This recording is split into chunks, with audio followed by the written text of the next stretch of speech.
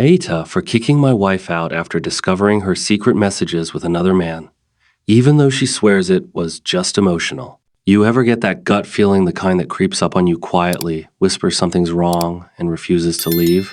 That's where it started for me. My wife Emma and I had been together for 9 years, married for 6. The kind of couple people pointed to and said, "You guys are goals." We laughed together, planned together. We even finished each other's sentences sometimes. I thought we were solid, unshakable. But about 3 weeks ago, something changed. At first, it was small. She started keeping her phone closer. Used to toss it on the couch, screen up, while we watched TV. Now, it was face down.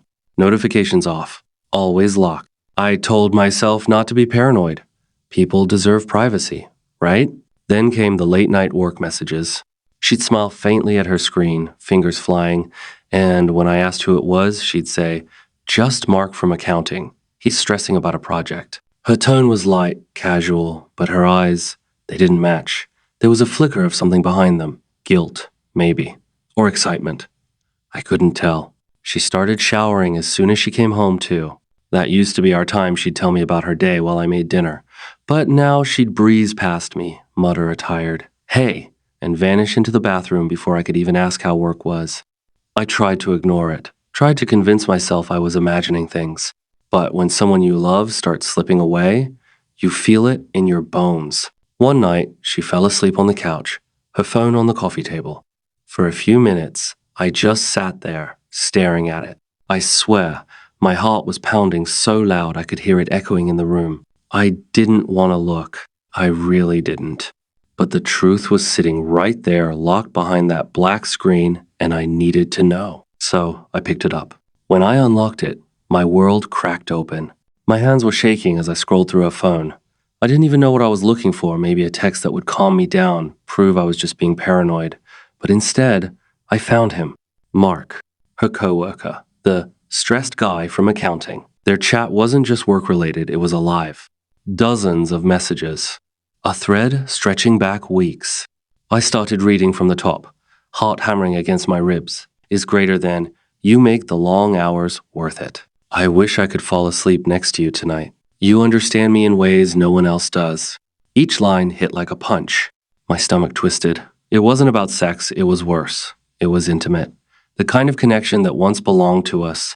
And then I saw it my name. Is greater than, he doesn't get it. He never listens the way you do. You deserve to be seen, Emma.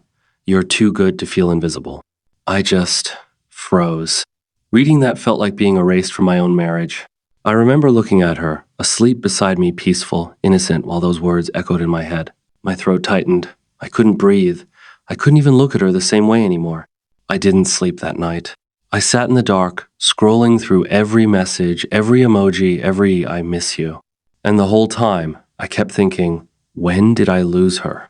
How long has she been gone while I was still here, loving her blindly? By morning, my decision was made. I had to confront her. I couldn't pretend nothing had happened. When she woke up, rubbing her eyes, smiling faintly at me, I asked softly, "Who's Mark?" Her face went white. "What?" she stammered. "Don't do that," I said quietly. "You know exactly what I'm asking." There was a long silence, just the hum of the fridge and the sound of my own heartbeat. Then she started crying. That was when the truth came out, or at least her version of it. She sat there at the kitchen table, eyes red and swollen, gripping her mug like it was the only thing keeping her grounded. I didn't say a word, I just waited. Finally, she whispered, "I'm sorry."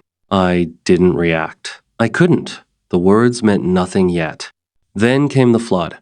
It wasn't what you think, we just talked. That's all it was. I leaned back, trying to keep my voice calm. "Emma, he told you he wished he could fall asleep next to you. You said he makes you feel alive again. That's not just talking." She looked down, silent tears dripping onto her hands. "It wasn't physical," she said quickly. Like that made it better. "I swear, nothing ever happened. I felt invisible, okay? You've been working so much, and I didn't want to burden you with how lonely I felt." That word invisible, it stung, because I thought I'd been doing everything for us. The long hours, the planning, the future I was trying to build, apparently none of that mattered. "So, instead of talking to me," I said slowly, "you went to him?" She looked up, eyes full of guilt. I didn't mean for it to happen. He just listened. He made me feel heard. It wasn't about him. It was about needing someone to understand me. I wanted to scream. To ask her if she understood what I was feeling, how she had just ripped open something I thought was unbreakable. Instead, I just said, "You betrayed me." She reached across the table, her voice trembling. "Please, don't say that. I didn't cheat on you. Not really. It was emotional, not physical. There's a difference." But to me, there wasn't. The intimacy, the trust, the way she had given pieces of herself to someone else that was betrayal. I stood up and said quietly, "I need you to pack a bag." Her eyes widened in disbelief. "Wait, what? You're kicking me out? Over this?" I didn't answer. I just walked to the living room and stared out the window, hands shaking. Behind me, I could hear her sobbing, pleading for me to talk, to listen. But the truth was, I couldn't hear her anymore. Not the same way. As she threw a few things into a duffel bag, she turned to me one last time, tears streaming down her face. "You're going to regret this," she said. "You're throwing away our marriage over a few texts." I didn't look at her. I couldn't. All I said was, "You already threw it away." The door closed. And for the first time in years, the apartment felt too quiet. When the door clicked shut behind her, it was like the air got heavier. Every sound in the apartment, the hum of the fridge, the ticking of the clock suddenly felt too loud, too sharp. I just stood there, staring at the empty hallway, trying to process what had just happened. I thought I'd feel relieved, like I'd taken control of something broken. But instead, there was this hollow ache in my chest. My hands wouldn't stop trembling. Her toothbrush was still by the sink. Her favorite blanket was still draped over the couch. The small things, the ones you never notice when life feels normal, were now screaming reminders that she wasn't here. That night, I didn't sleep. I kept replaying everything in my head, her messages, her tears, her voice saying, "You're going to regret this." And for the first time, I wondered, would I? Around 2 a.m., my phone buzzed. It was her. Is greater than, "Please, can we just talk? I don't want to lose you over something that didn't even happen." I stared at the message for a long time. Didn't even happen. That line made my stomach twist, because to her, it was nothing. To me, it was everything. Il didn't repli. The next day, her sister called. Didn't even bother with a hello. "Are you serious, Jake? You kicked her out over a few texts?" "She cheated," I said simply. Her sister scoffed. "That's not cheating. It wasn't physical. You're being dramatic and cruel, honestly. You're supposed to love her through the hard stuff, not throw her out." I bit back the anger bubbling inside me. "She loved someone else through the hard stuff," I said quietly. There was a long pause on the line. Then, a frustrated sigh. "She's devastated, Jake. You should have at least talked it out." Click. I sat there, staring at my phone. The silence afterward felt like a verdict. Everyone thought I'd overreacted, that I was the villain for not forgiving her. But they didn't read those messages. They didn't see how she talked about me like I was some burden, some obstacle between her and happiness. I wanted to feel angry, but all I felt was broken. That night, I went into our bedroom, my bedroom now, and found one of her sweaters hanging on the chair. I picked it up and just sat there, holding it, remembering how she used to wear it on lazy Sunday mornings while we made coffee and laughed about nothing. And that's when it hit me: love doesn't vanish overnight. Even when it's shattered, even when you want to hate them, pieces of it still cling to you. I whispered to the empty room, "What did I do wrong?" But there was no answer, just the ticking clock and the echo of everything we'd lost. The next morning, she came back not to stay, but to talk. I wasn't expecting to see her again so soon, but the next morning, just as I was pouring coffee, there was a knock at the door. Soft, hesitant, the kind of knock you give when you're not sure you're welcome. For a moment, I just stood there staring at it. Part of me wanted to ignore it, to let her stand there and feel what I'd felt: the silence, the emptiness. But another part, the one that still remembered our wedding vows and late-night laughter, couldn't help it. I opened the door. She looked different, tired, eyes swollen, hair messy, clutching a small bag like she'd been wandering all night. "Jake," she said quietly, voice cracking, "can we talk, please?" I stepped aside, and she walked in. The apartment felt smaller instantly, her presence pressing against the walls. She looked around at the couch, the coffee table, the photos on the shelf, like she was taking inventory of what used to be hers. "I stayed at my sister's," she said. I couldn't sleep. I just kept thinking about us. I leaned against the counter, arms crossed. You should have thought about us before, Emma. She flinched, but didn't argue. Instead, she sank into the couch, eyes glistening. I know I hurt you. I know I broke something I can't just glue back together overnight. But I swear to you, Jake, I never touched him. It wasn't physical. I sighed. You keep saying that like it makes it okay. Her eyes met mine, pleading. It does make a difference. I didn't cross that line. I made a mistake, a stupid, selfish mistake, but I didn't cheat the way you think I did. You told him you wished you could fall asleep next to him, I snapped. You told him he makes you feel alive again. You think that doesn't count because there wasn't a bed involved? She started crying again. I didn't mean those words the way they sound. I was lonely, Jake. You were always working, always tired, and I felt like you didn't even see me anymore. I wanted to yell, to tell her I'd been working for us, that I'd given everything trying to make life easier for both of us. But instead, I just said, so instead of talking to me, you found someone else to fill the silence. She didn't deny it, just nodded slowly, tears spilling over. I don't want to lose you, she whispered. Please, let me prove that I can fix this. I sat down across from her, staring into the eyes of the woman I loved and didn't recognize anymore. How do you fix trust? I asked softly. How do you fix knowing the person who promised to be your safe place was someone else's instead? She opened her mouth to answer, but then her phone buzzed on the table. A message from Mark. I saw the name before. She could flip the screen down. She froze. That was all the answer I needed. Get out, I said quietly. Jake, please, get out. Her sobs filled the room as she grabbed her bag and ran out the door for the second time. This time, I didn't chase her. But deep down, I knew this wasn't over, because betrayal doesn't fade that fast. It lingers, it poisons. And mine had just begun. After she left the second time, I thought that would be it. No more tears, no more explanations. Just silence, the kind that comes after a storm. But silence isn't peace. It's noise turned inward. Days passed. I went to work, came home, ate whatever I could find, and stared at the walls. Everything reminded me of her. The dent in the couch where she used to sit. Her mug, the one with the little chip on the rim, still sitting on the counter. I tried to pack some of her things away, but every time I picked something up, it felt like touching a ghost. Then came the messages. Dozens of them. Each one a little different, but all saying the same thing. Amithejerk, I miss you. Can we please talk? You mean everything to me. I ended it with him. I didn't respond. Not at first. I told myself she'd made her choice, and I wasn't going to play the part of the heartbroken fool waiting for scraps of honesty. But one night, maybe out of weakness, maybe out of habit, I replied, is greater than, why are you still talking to me? Her response came fast. Is greater than, because I love you, because I made a mistake. Please, Jake, I'll do anything to fix this. I stared at that message for a long time. Part of me still wanted to believe her that this was just a mistake, something we could rebuild from. But another part, the part that had read every word she'd written to another man, knew that even if she stopped talking to him, something had already broken beyond repair. I didn't reply again. That weekend, Mark, yes. The Mark showed up at my job.